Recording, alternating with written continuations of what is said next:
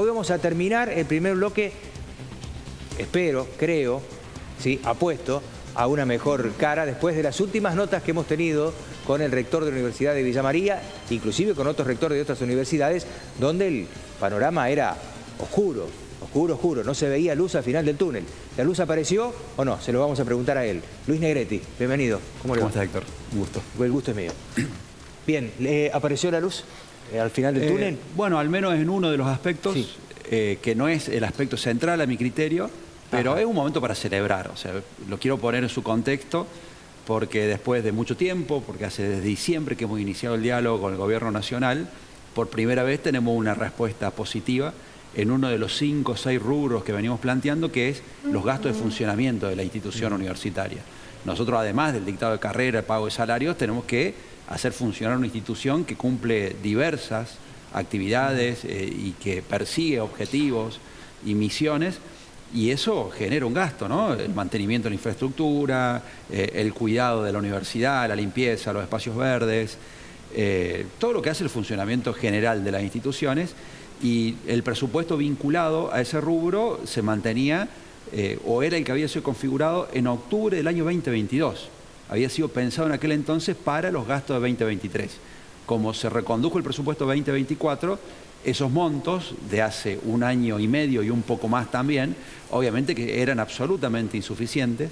Habíamos recibido este año un aumento del 70%, que en su momento dijimos que era más que nada, pero que era mucho menos que lo necesario. Pero bueno, ahora después del anuncio hace unas semanas de una recomposición para la UBA del 270%, obviamente que el resto del sistema universitario dijimos que necesitábamos, queríamos y nos correspondía por justicia exactamente lo mismo, y eso es lo que se ha acordado. Las resoluciones se están diagramando y el compromiso del gobierno es cumplir a partir del mes de junio de manera paulatina, con una serie de fórmulas, con el mismo compromiso que ya cumplieron con la Universidad de Buenos Aires. Cuando decimos de manera paulatina, ¿es lo habitual de todos los años, con todos los gobiernos, que llegue de esa manera? ¿La partida suele llegar todo junto o lo hacen en cuotas, por así decirlo? No, son 12 cuotas, normalmente hay un atraso importante de 2 o 3 meses.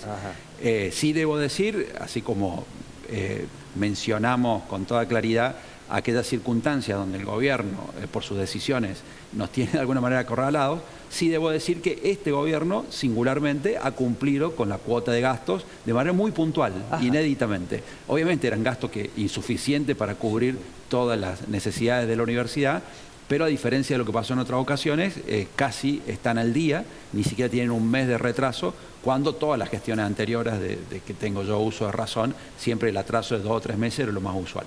Bueno, haciendo un paralelismo entre la educación y la salud, ¿se puede decir que las universidades públicas salieron de terapia intensiva? Sí, en el rubro gastos. Por otra parte, obviamente otro de los temas que venimos planteando, no solo rectores y rectoras, sino fundamentalmente los gremios que representan a docentes y no docentes, tienen un atraso muy significativo en sus salarios.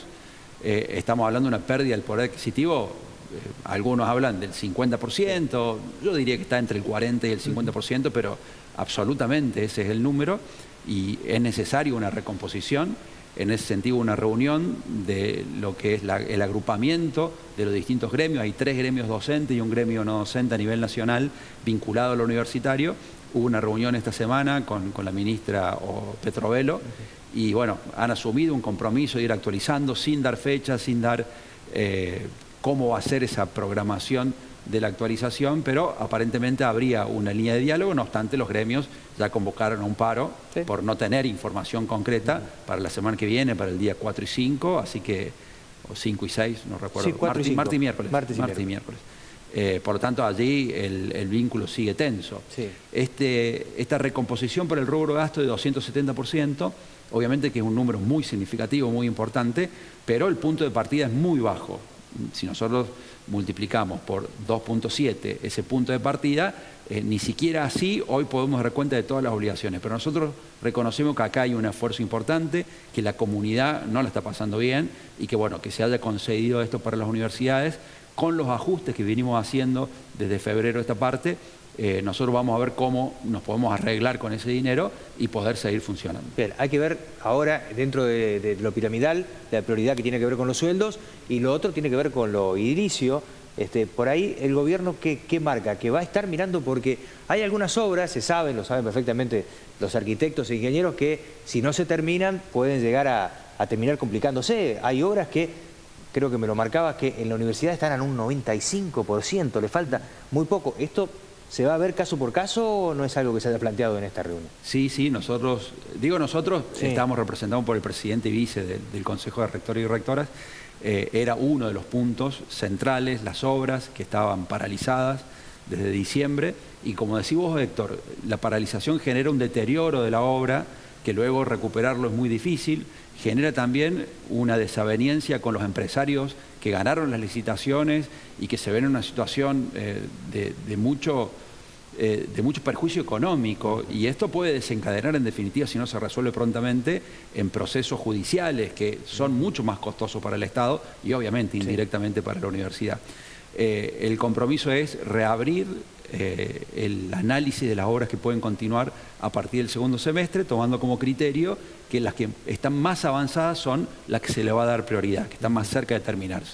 En ese sentido, nuestras obras de la universidad, que una está en el 92, otra está en el 87, 85, van a ser, si es el criterio aplicable, a alguna de las universidades que nos vamos a ver beneficiadas con la continuidad de sus obras a partir de agosto. Bien, la situación consumada de lo que es el presupuesto, que no es del 300, pero es del 270, las discusiones que había de por medio, se caen las teorías conspirativas, se caen también las teorías hablando de lo político, se caen también la teoría con respecto a la falta de control, se fueron cayendo uno a uno las teorías que tenía el gobierno, dejando en claro que la situación no era eso, digamos, en lo empírico, en la práctica, esto ha llegado porque se cayeron todas esas teorías. Digo que viene bien también como un mimo para las universidades, porque creo que el gobierno leyó bien, de buena manera, el acompañamiento social que han tenido, ¿no?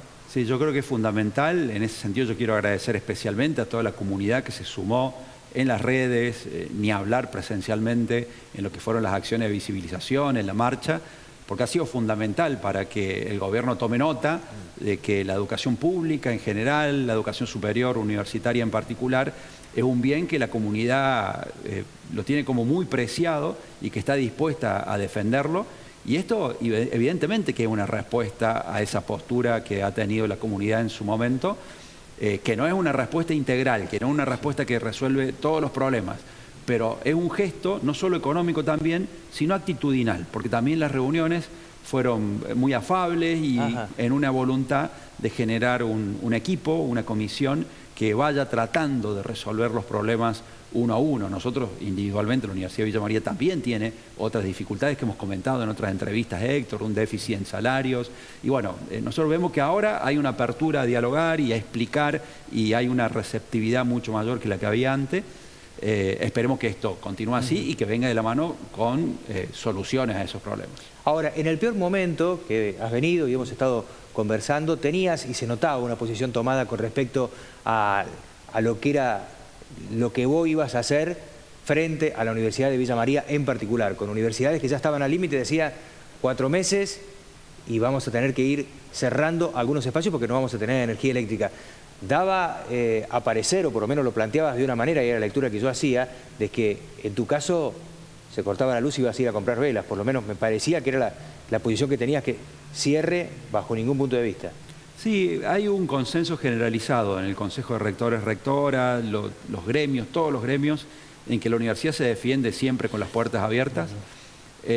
Sí, obviamente, uno podía anticipar que con el presupuesto que se contaba había limitaciones muy drásticas y que iba a llegar un momento donde ya existía, nosotros ya estábamos en déficit, y para paliar ese déficit hemos contado en otras entrevistas a dónde abrevábamos para poder resolverlo, y que era una cuestión circunstancial y que en algún momento iba a eclosionar. Pero indudablemente que la universidad la íbamos a defender con las puertas abiertas, y si bien hemos concedido en este tiempo y no lo vamos a poder recuperar, eso también hay que decirlo, porque con esta recomposición no es que vamos a poder recuperar y vamos a volver atrás las medidas de recorte que hemos tomado a lo largo de 2024. Pero sí por lo menos tener un poco más de tranquilidad, recomponer algunas cosas que son urgentes de recomponer, porque tienen que ver con personas que viven de esos ingresos. Y bueno, nos permite de alguna manera afrontar los próximos meses. Esperemos que no haya mucha inflación, porque eso también va a hacer que ese porcentaje alcance para mucho menos, pero nos permite afrontar los próximos meses con un poco más de certidumbre. Bien, en algún momento no llegamos al punto del aviso de corte, como dicen que llega de EPEC, a eso no llegamos, ¿no? Más allá de que se demoró.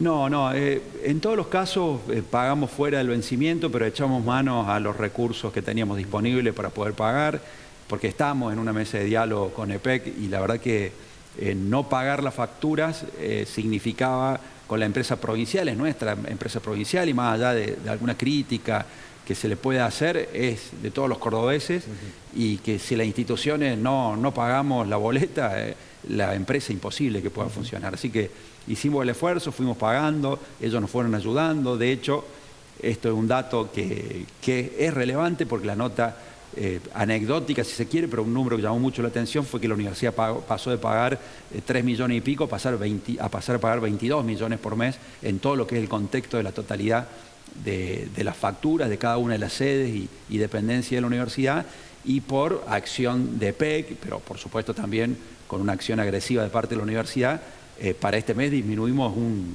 40-50% el importe de la factura porque logramos bajar el consumo, logramos algunas estrategias con EPEC en cuanto a cómo se suministraba el servicio, el quantum del mismo, que posibilitó una baja en las facturas.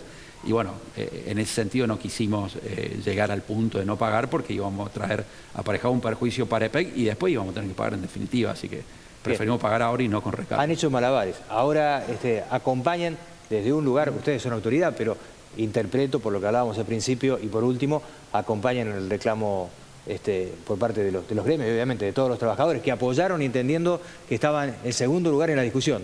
Nadie dejó de trabajar, pero llega el momento ahora de la necesidad de la recomposición, no aumento, ¿no? No, indudablemente. Extraoficialmente lo que se plantea de parte del gobierno es que de ahora en más se van a acordar aumentos paritarios equivalentes al del resto de la Administración Pública Nacional. Ajá. Y que de aquí a fin de año habría una estrategia de recomposición respecto de lo perdido. El tema es qué es lo perdido. Los gremios plantean que lo perdido es el poder adquisitivo, ese 40-50% de menos que compra el asalariado universitario respecto de hasta hace 6 meses, 8 meses. Y el gobierno dice que lo perdido es la diferencia entre lo que ya se otorgó a los otros empleados estatales respecto de los universitarios. Bueno, creo que eso va a ser una mesa de diálogo permanente con muchas tensiones y va a seguir la línea de las medidas de fuerza seguramente, pero esperemos que el gobierno tenga la sensibilidad. Sabemos que no va a poder recomponer aun cuando sea nuestra expectativa la totalidad de lo perdido, pero sí en la medida de lo posible ir ganándole un poco a la inflación y recuperar, aunque sea algo de lo perdido en estos meses. Rector, gracias por haber venido. No, gracias a ustedes, por favor.